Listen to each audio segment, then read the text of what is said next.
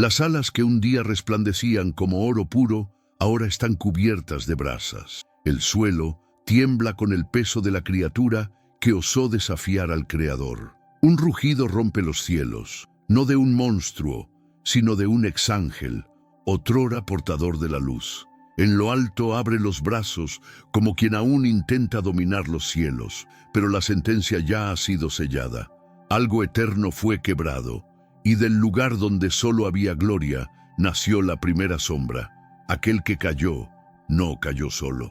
Mucho antes del sonido del primer aliento humano, incluso antes de que el Edén fuera moldeado con delicadeza divina, ya había un conflicto en curso.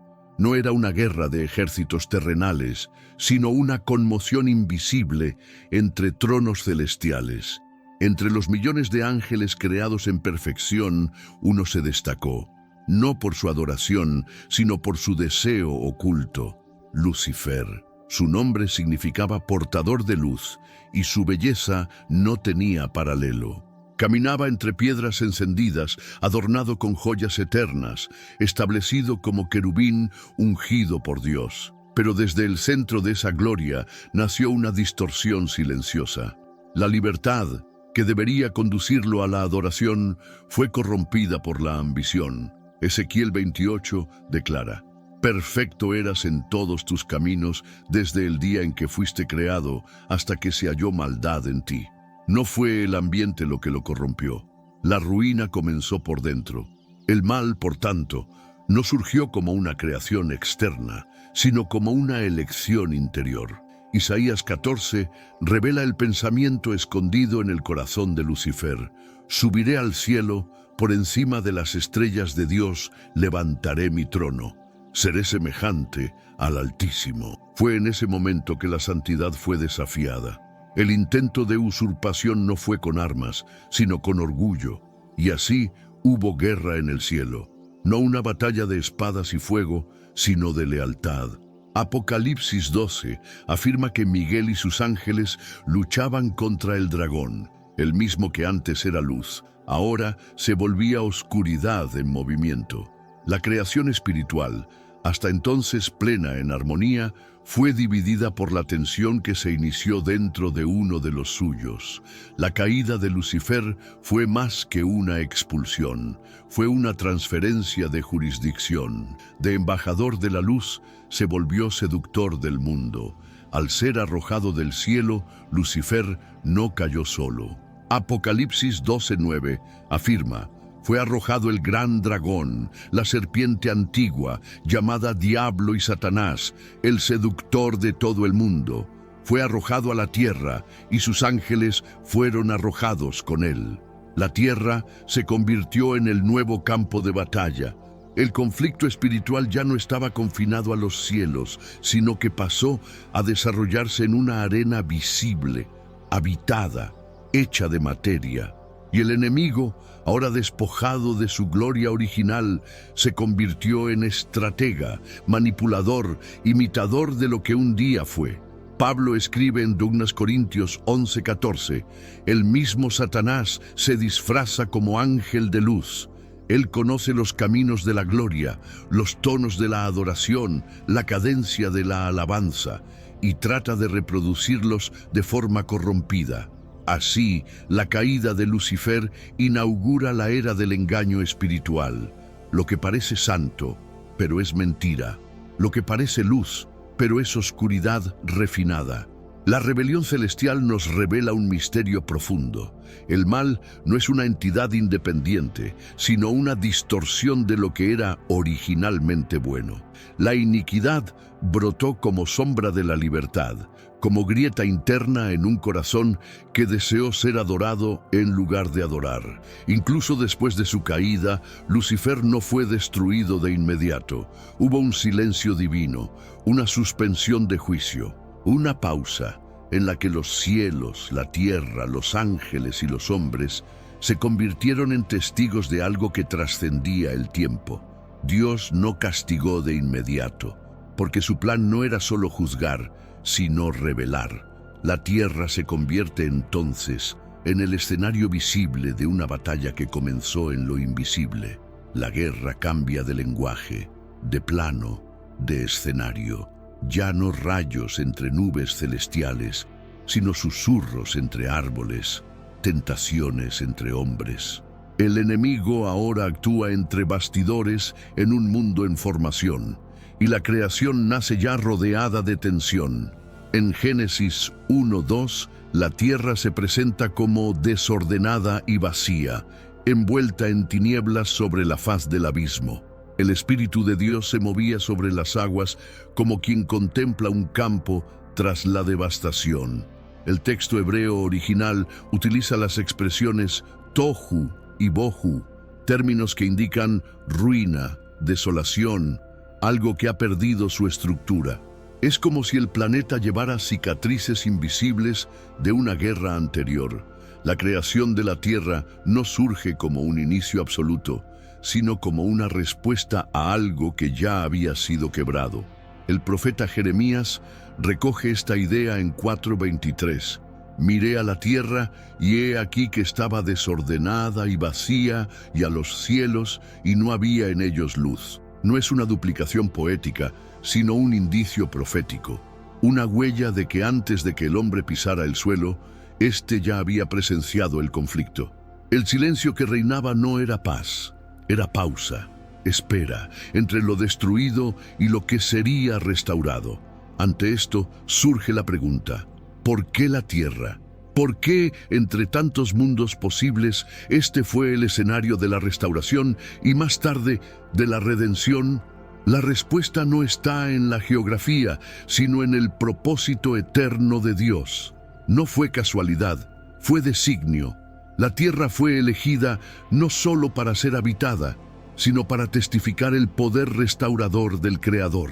Cada orden dada en los días de la creación, haya luz, júntense las aguas, produzca la tierra, suena como una proclamación contra las ruinas dejadas por la caída. No se trata solo de construcción, sino de reconquista. Dios no solo crea, Él reclama. Donde había caos, establece orden. Donde había tinieblas, establece límites. La creación no es aleatoria, es estratégica. Es un escenario cuidadosamente moldeado para ser más que hermoso, para ser significativo. La tierra, antes marcada por la rebelión, ahora es reconfigurada como altar. El libro de Job nos da un vistazo de este momento grandioso. En el capítulo 38, versículo 7, está escrito: cuando las estrellas del alba alababan juntas y todos los hijos de Dios gritaban de gozo. La fundación de la tierra no ocurrió en anonimato. Hubo testigos celestiales. Había júbilo, adoración, expectativa. Pero hay un detalle que no puede ignorarse. Antes de la luz, había tinieblas.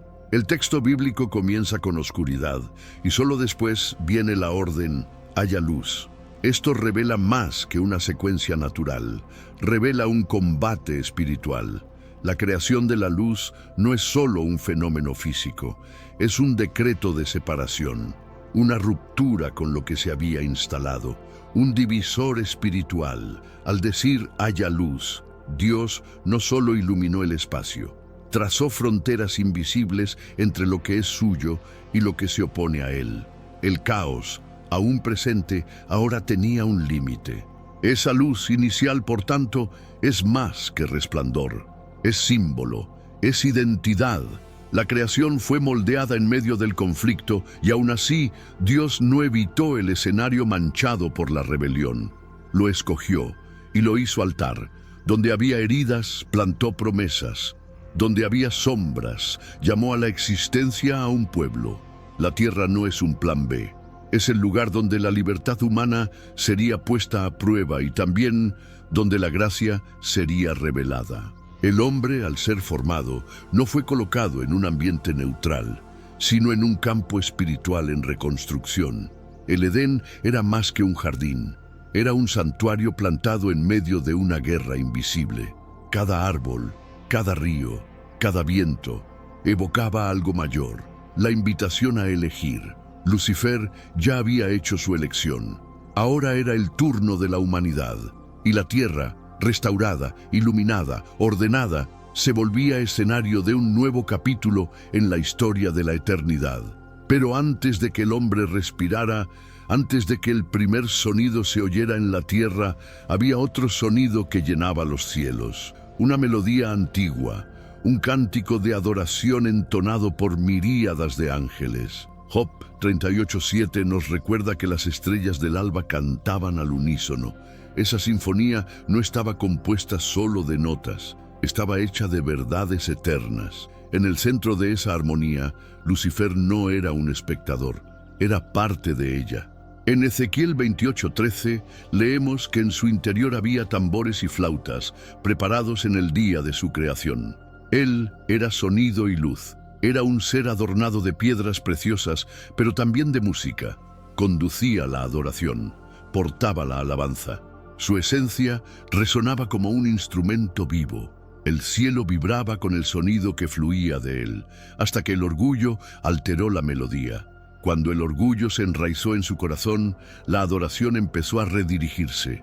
La alabanza que debía subir a Dios comenzó a ser retenida por él.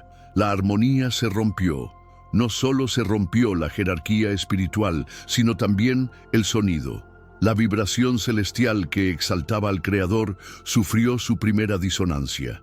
El silencio espiritual que precede la creación del hombre no es ausencia, es consecuencia. Es el eco de lo que fue interrumpido. El sonido que antes exaltaba ahora había sido corrompido. La caída de Lucifer no fue solo una caída de posición, fue una caída sonora. La adoración dejó de ser flujo y se convirtió en prisión. Pero Dios no reaccionó con destrucción inmediata. En su lugar, habló. Génesis 1:3. Haya luz. Y con esa palabra, la reconstrucción comenzó. Donde había tinieblas, vino claridad. Donde había silencio, vino verbo. La creación es el inicio de una nueva melodía.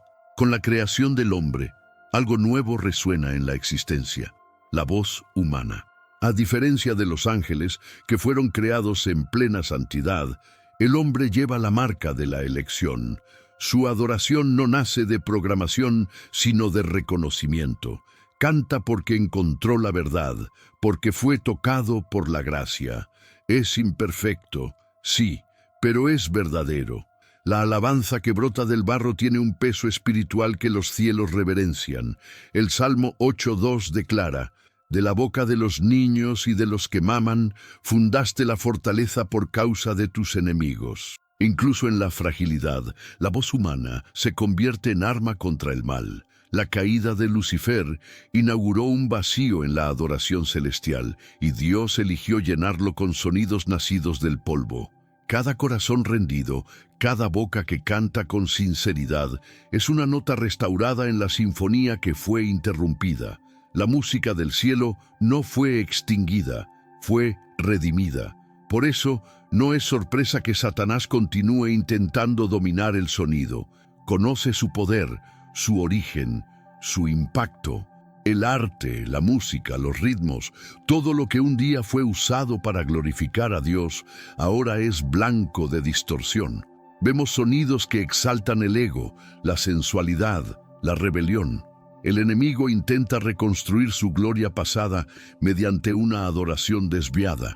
Pero hay una respuesta que él no puede silenciar, la adoración que nace de un espíritu quebrantado. Cuando un hombre, aún en lágrimas, decide adorar a Dios en espíritu y en verdad, toca frecuencias que el infierno no puede imitar. El sonido de las estrellas del alba aún resuena, pero ahora en otros tonos. Cada conversión es una nota afinada, cada acto de fe una nota restaurada. Y así la creación va siendo reajustada, cielos y tierra, nuevamente en sintonía, como al principio. Pero el silencio del enemigo también tiene propósito. Sabe que la música ya no es su principal arma. Su próximo movimiento vendrá en otro lenguaje, más antiguo, más astuto. Jesús reveló en Mateo 25:41 que el fuego eterno fue preparado para el diablo y sus ángeles, no para el hombre. Esa revelación lo cambia todo. El infierno no es el destino original de la humanidad, sino el destino de una rebelión anterior a la creación del hombre. Pedro lo confirma. Dios no perdonó a los ángeles que pecaron, sino que los arrojó al infierno. Segundas Pedro 2:4. El abismo ya estaba en funcionamiento antes del Edén. La justicia de Dios se manifestó primero contra los ángeles. La sentencia fue sellada pero no ejecutada de inmediato. Fueron reservados. Esto no es demora, es exposición. Cada acto de rebelión será visto, cada mentira revelada, porque el juicio de Dios no es impulsivo, es pedagógico. No solo castiga, enseña. El infierno, por tanto, no es un error en la creación, sino una prisión espiritual con propósito específico. Aún así, el hombre puede terminar allí, no por designio, sino por decisión. La caída humana no fue escrita en el plan original. Fue consecuencia de una elección similar a la hecha en los cielos. El libre albedrío presente en los ángeles también fue dado al hombre, y con él, la capacidad de adherirse al mismo espíritu de rebelión que inauguró el caos. Ezequiel 18:32 resuena con el corazón divino. Porque no quiero la muerte del que muere, convertíos pues y vivid. Dios no desea la condenación, desea comunión. Pero cuando el hombre insiste en seguir el mismo camino del orgullo, hereda también el mismo juicio. La separación eterna no es impuesta, es cosechada. La justicia de Dios respeta incluso el rechazo, y es en ese respeto que también se revela su gloria. La confusión muchas veces radica en la falta de distinción entre términos bíblicos como Seol, Hades, abismo y lago de fuego. Aunque usados de forma intercambiable en algunas traducciones, cada uno lleva un matiz distinto. El Seol, en el Antiguo Testamento, es la morada de los muertos, un lugar intermedio. El Hades, en el Nuevo Testamento, refleja esa idea. El abismo, mencionado en Judas 1:6, es prisión para ángeles caídos, una especie de celda espiritual. Y el lago de fuego, en Apocalipsis 20, es el destino final de Satanás, de la bestia, del falso profeta y de todos los que rechazan la verdad. Esta progresión revela una justicia que opera por etapas, no por impulsos. Dios no se apresura a condenar, sino que permite que el tiempo saque a la luz el contenido de las decisiones. Apocalipsis 22:11 dice: el que es injusto, sea injusto todavía. La demora no es negligencia, es espacio para que nadie diga, no lo sabía. La luz de la verdad se encenderá en todos los rincones antes del fin. Aún así, incluso con el abismo preparado y el juicio anunciado, Dios sigue llamando. Primera de Timoteo 2:4 declara que Dios desea que todos los hombres se salven. Es un llamado continuo, persistente, como quien toca la puerta de un corazón endurecido. La cruz de Cristo no fue creada a toda prisa como reacción a la caída, sino que fue planeada antes de la fundación del mundo. Mientras el abismo espera, la gracia clama, y entre ambos el hombre camina. Cada elección es un paso, cada decisión una dirección. Y el enemigo, sabiendo esto, ya no actúa como acusador directo, sino como seductor sutil. No viene con amenazas, sino con promesas falsas. No propone rebelión, propone libertad, una libertad que, en realidad, es trampa. Y en esa confusión muchos tropiezan. Pero Dios sigue hablando, sigue llamando. La puerta de la perdición es ancha, pero la de la salvación aún está abierta. Pero ¿cómo explicar el enigma más perturbador de toda esta narrativa? ¿Cómo un tercio de los ángeles, creados en gloria, rodeados de luz, inmersos en la presencia del Altísimo, decidieron seguir a Lucifer en su rebelión? Apocalipsis 12:4 nos da la imagen. La cola del dragón arrastró la tercera parte de las estrellas del cielo. Esas estrellas son ángeles, espíritus que fueron seducidos no por violencia, sino por influencia. Isaías 9:15 revela el simbolismo de la cola. El profeta que enseña mentira, ese es la cola. Lucifer no arrastró ángeles con cadenas, sino con palabras. Construyó argumentos, sin alboroto, sin prisa, un discurso repetido, sugerido, implantado entre los pasillos celestiales. La rebelión nació como semilla, germinó como propuesta y fructificó como caída. No hubo imposición, hubo seducción. No fue un golpe de Estado, fue un llamado a la autonomía, una invitación a descentralizar la gloria de Dios. Y muchos aceptaron. La perfección del cielo no anulaba la libertad, y fue precisamente esa libertad la que hizo posible la traición. Dios no creó ángeles robots, creó siervos conscientes con discernimiento espiritual. Lucifer ofreció algo que no parecía malo, parecía elevado. No propuso destruir a Dios, sino dividir su gloria. Fue eso lo que atrajo a un tercio de las huestes celestiales. La propuesta no era caos, era ascensión. La tentación no era la caída, era el crecimiento desvinculado del origen. Por eso, tantos cayeron. Segunda de Corintios 11:14 explica: Satanás se disfraza como ángel de luz. No parecía tinieblas, parecía revelación, parecía un camino superior, pero era engaño. La influencia es una fuerza poderosa, incluso entre los celestiales. Una voz disonante bien posicionada puede reordenar estructuras enteras. Lo que cayó no fue solo una fracción del cielo, fue la confianza en el centro de la adoración. El altar se resquebrajó y el sonido cesó. El universo respiró en silencio y entonces surgió la pregunta que resuena hasta hoy. ¿Por qué Dios lo permitió? ¿Por qué no interrumpió la rebelión antes de que se convirtiera en caída colectiva? La respuesta no está en la debilidad, sino en la gloria del carácter divino. Dios no solo tolera la libertad, la honra, porque solo donde hay libertad plena puede haber amor verdadero y fidelidad auténtica. Al permitir que Lucifer manifestara su intención, Dios no perdió el control, reveló los efectos del orgullo, los límites del libre albedrío, el precio de la independencia espiritual.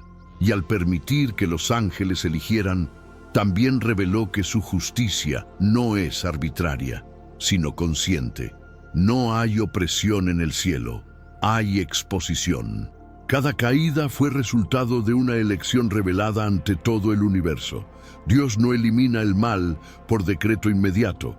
Permite que se revele para que toda rodilla se doble no por miedo, sino por verdad manifiesta. Y así, mientras el tiempo avanza y el juicio final aún no se cumple, el enemigo permanece activo, pero como condenado fugitivo. Apocalipsis 12:12 dice: «Ay de los que habitan en la tierra, porque el diablo ha descendido a vosotros con gran ira, sabiendo que le queda poco tiempo. Su furia es señal de desesperación. Sabe que ha perdido, sabe que el lago de fuego lo espera, pero hasta entonces cada ataque suyo sirve involuntariamente a un propósito mayor, el de probar la fidelidad de los que permanecen.